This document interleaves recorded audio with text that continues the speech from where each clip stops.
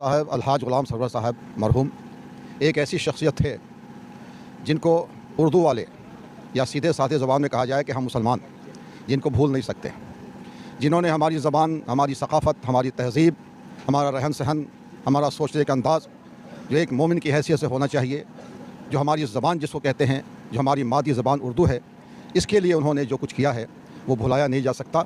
और उर्दू की तारीख़ जब लिखी जाएगी तो आपके नाम के बग़ैर उर्दू की तारीख़ मुकम्मल नहीं हो सकती है। ये बहुत बड़ा काम इन्होंने किया है। देश की सच्चाई, सच छुपने नहीं देंगे। आदाब, मैं हूं हाफिज गुलाम सरवर और आप देख रहे हैं देश की सच्चाई। कल 10 जनवरी था।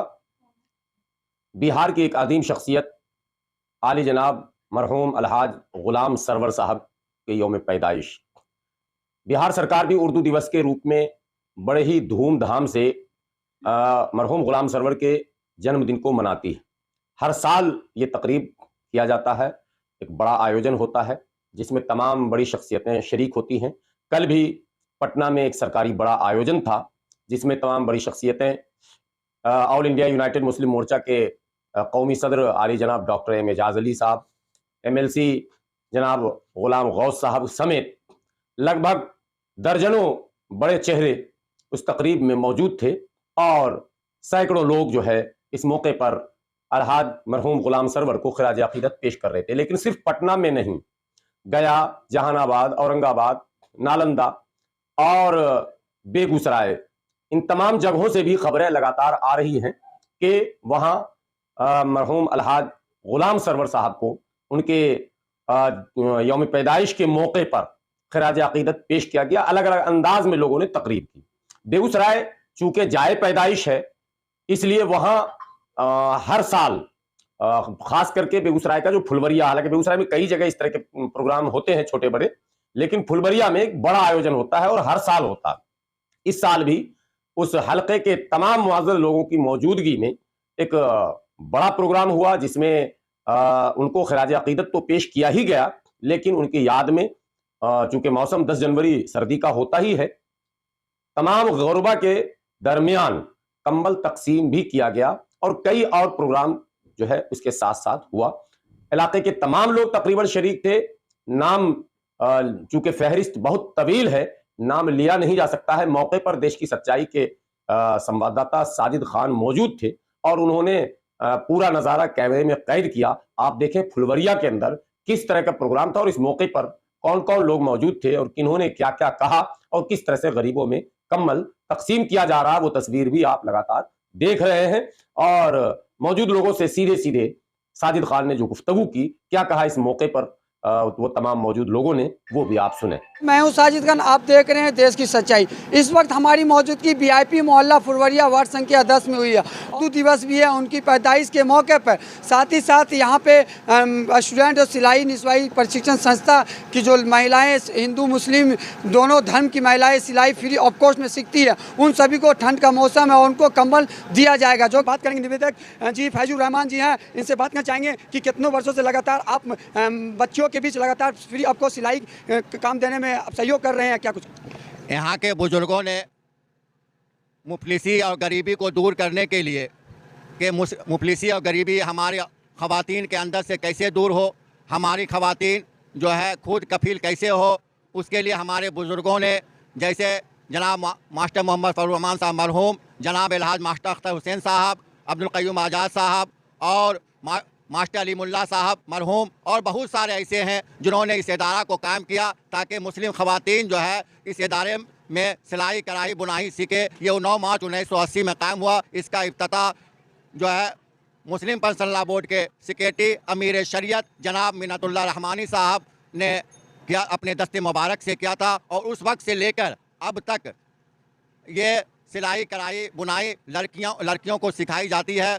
एक मुअल्लिमा ख़वातीन मुअल्लिमा है, वो इसका जो है ना ट्रेनिंग देती है और उस वक्त से लेकर अभी तक ये चलता आ रहा है। अल्लाह का करम है कि इसमें कोई कमी नहीं आई अभी तक और आइंदा भी हम अपने बुजुर्गों की दुआओं का होगा और अल्लाह का रब्बुल इज़्ज़त का अगर ये करम होगा तो आइंदा भी ता क़यामत ये ख़वातीन का सिलाई सेंटर चलता रहेगा। और आइंदा हमारे मिशन है, हमारा ये ये इरादा है कि अब ये खवातीन के लिए सिलाई सेंटर के सिलाई और कढ़ाई बुनाई के साथ साथ तालीम याफ्ता खवातीन के लिए ऊपर की मंजिल पर कंप्यूटर सेंटर का जो है मेरा प्रोग्राम है। मैं इसके लिए फरवरी से इसके ऊपरी मंजिल पर तामीर का काम शुरू करने जा रहा हूं और मेरे पास एक कंप्यूटर आ चुका है। हमारे सरपरस्त आला जनाब जफ़र आजम साहब जो पूर्व DRM थे समस्तीपुर मंडल के, अभी GGM है कलकत्ता RICTC के, वो 9 और कंप्यूटर देने का वादा कर चुके हैं। वो कह चुके हैं कि आप ऊपर का मंजिल बनाइए। मैं एक कंप्यूटर दे चुका हूं और 9 और कंप्यूटर देकर ऊपर जो है खवातीन के लिए कंप्यूटर सेंटर का इफ्तिताह इंशाअल्लाह अनकरीब हो जाएगा, अगर आप लोगों की दुआ रही तो। चलिए, इन्होंने कहा कि 1980 से ये संस्था लगातार यानी 43 वर्षों से लगातार महिला के प्रति ये संस्था काफ़ी सहयोग कर रही है, क्योंकि बेरोजगारी सीमा पे पहुंच चुकी है और महिलाओं के लिए सबसे बड़ा रोजगार होता है सिलाई। तो ये बहुत अच्छा काम कर रही है फाउंडेशन गुलाम सरवर जी का। आपका क्या नाम? ये प्रोफेसर शमीम बारवी मेरा नाम है। मैं रिटायर्ड प्रोफेसर हूँ। आज गुलाम सरवर जी का आज जन्मदिन के मौके पर कम्बल वितरण महिला के प्रति किया जा रहा है, क्या कुछ कहेंगे उनकी यादों के लिए? गुलाम सरवर साहब, अलहाज गुलाम सरवर साहब मरहूम एक ऐसी शख्सियत थे जिनको उर्दू वाले या सीधे साधे ज़बान में कहा जाए कि हम मुसलमान, जिनको भूल नहीं सकते, जिन्होंने हमारी ज़बान, हमारी सकाफ़त, हमारी तहज़ीब, हमारा रहन सहन, हमारा सोचने का अंदाज़ जो एक मोमिन की हैसियत से होना चाहिए, जो हमारी ज़बान जिसको कहते हैं, जो हमारी मादी ज़बान उर्दू है, इसके लिए उन्होंने जो कुछ किया है वो भुलाया नहीं जा सकता। और उर्दू की तारीख़ जब लिखी जाएगी तो आपके नाम के बग़ैर उर्दू की तारीख़ मुकम्मल नहीं हो सकती है। ये बहुत बड़ा काम इन्होंने किया है। और आपने जो तहरीक शुरू की, जिसके नतीजे में एक वक्त ऐसा आया कि हमारी हुकूमत ने महसूस किया कि उर्दू ज़बान जो सारी दुनिया की ज़ुबान है, पूरे मुल्क हिंदुस्तान की ज़ुबान है और दुनिया भर में मकबूल आम है, इसको बिहार की दूसरी सरकारी ज़बान भी बनाया जाए। तो जहाँ बहुत लोगों की मेहनत थी, वहाँ गुलाम सरवर साहब सालारे कारवां की हैसियत से इसमें शरीक रहे और उर्दू को उसका हक़ मिला। और आज बिहार में उर्दू दूसरी सरकारी ज़बान है। आज उनका यौम पैदाइश है। तो ये वो कौम जो अपने मोहसिनों को, अपने रहबरों को याद रखती है, वो ज़िंदा कौम होती है। तो हम मशकूर हैं ये मुस्लिम ज़ेबाए निस्वां सिलाई तरबियती मरकज़ रजिस्टर्ड बरौनी के, जिनके ज़िम्मेदार आज़ाद साहब मेरे पहलू में तशरीफ़ फरमा है। इन लोगों ने ये इस मौके का फ़ायदा उठाते हुए गुलाम सरवर साहब की बरसी को और पूरे हिंदुस्तान में गुलाम सरवर साहब की बरसी को यौम उर्दू की शक्ल में मनाने का रिवाज कायम किया है।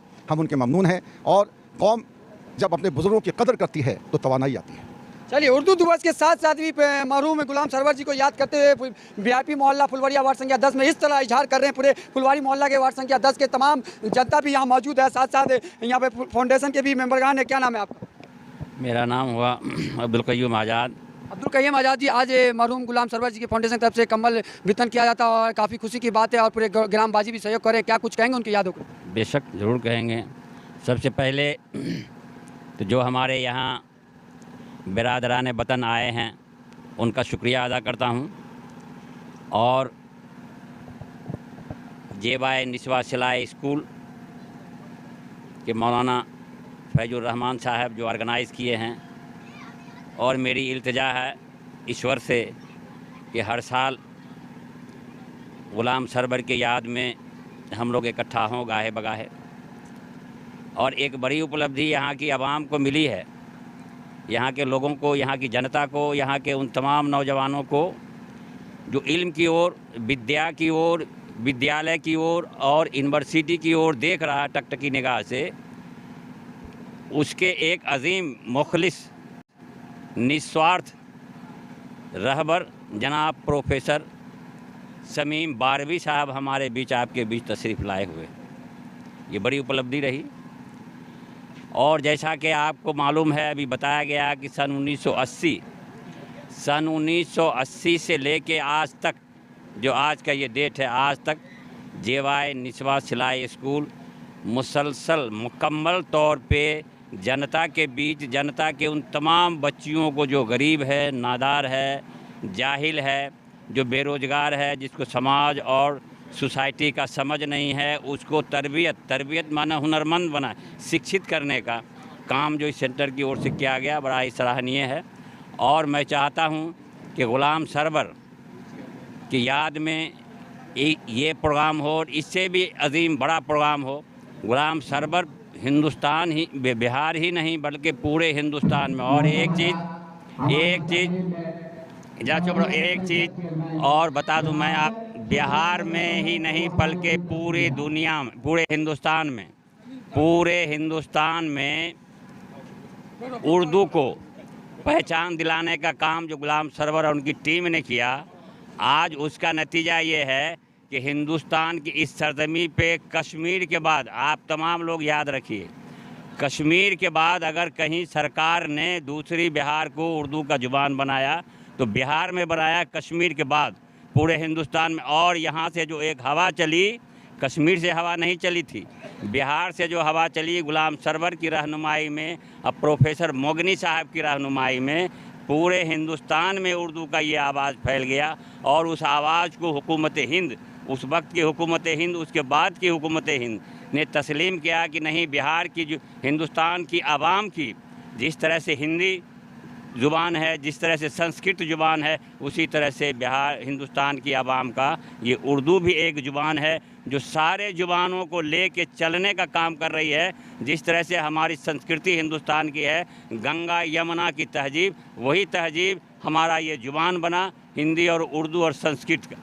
तो इसलिए मैं अपनी ओर से, प्रोफेसर शमीम साहब की ओर से, यहाँ के तमाम कारकुनों की ओर से, मौलाना फैज़ की ओर से, यहाँ के सदर जो उसकी ओर से, और यहाँ जितने भी जनप्रतिनिधि आए हैं, यहाँ की जो जनता आई है, उन तमाम लोगों की ओर से एक बार फिर इस तंजीम के तमाम कारकुन को धन्यवाद करता हूँ कि आप गुलाम सरवर के योम पैदाइश के मौके पे जो आपने ये प्रोग्राम किया, बहुत ही अच्छा प्रोग्राम किया है। और इस तरह से आप करते रहें, ये कह के कि मैं तो चला था जानिब मंजिल तन्हा, मगर लोग आते गए और कारवां बनता गया।